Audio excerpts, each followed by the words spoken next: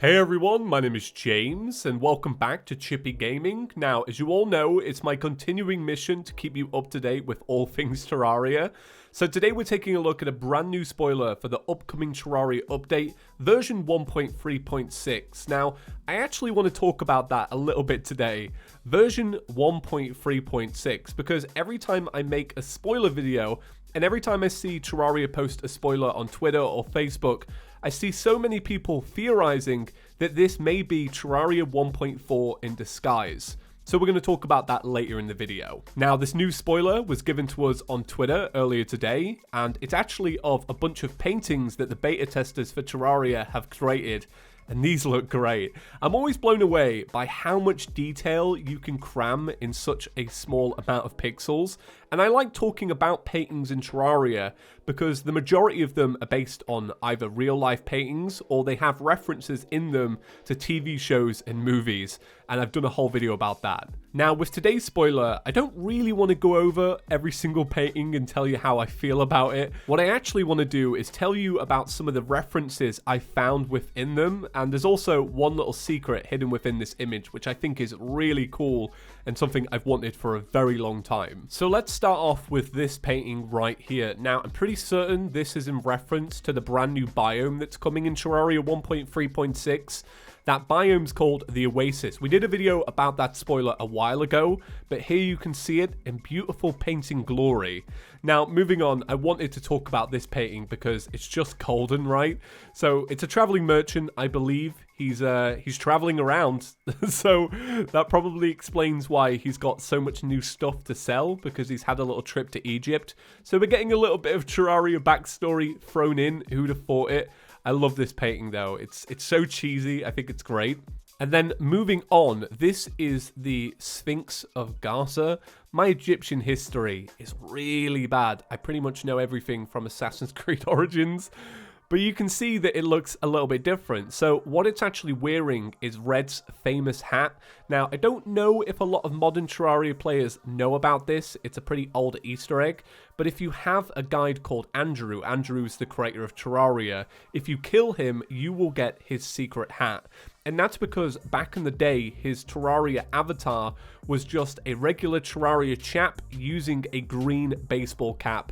So that's where it is today. It's cool because we haven't had a reference to that in so long. I kind of feel like it's for the OG players. It looks great. And then at the bottom here, we have a brand new statue. So this is just a black cat.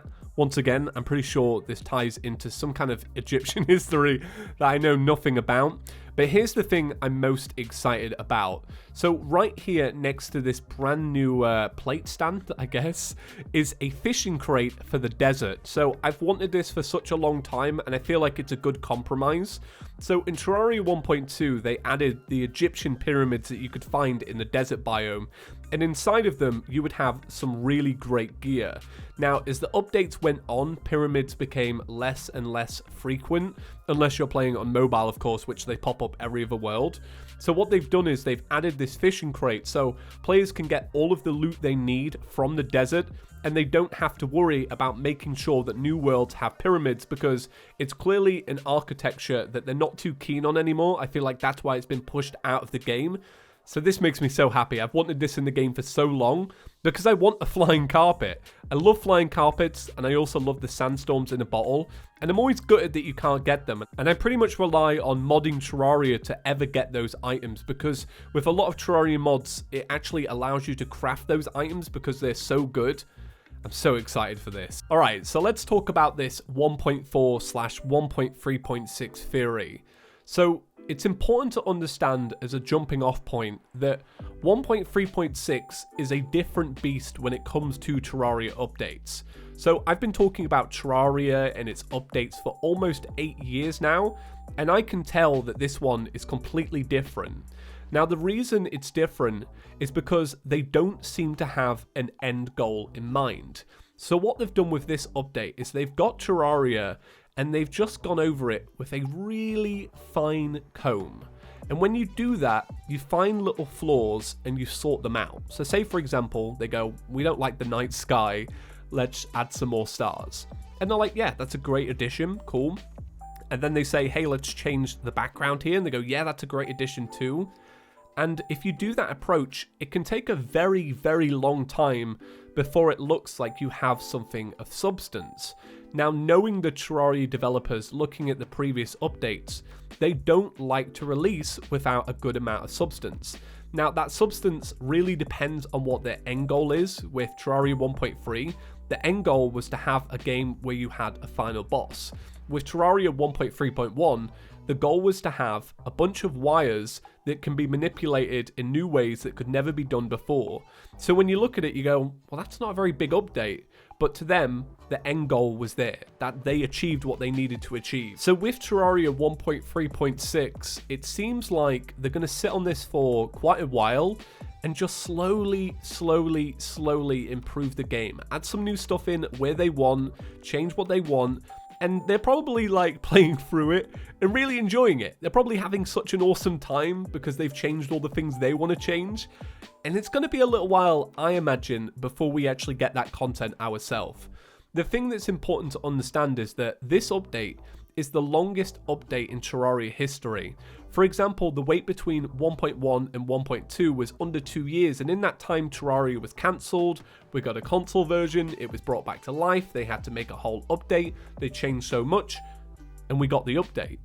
This one's taking a little bit longer, and I don't think it's necessarily a bad thing, but I don't think it's Terraria 1.4.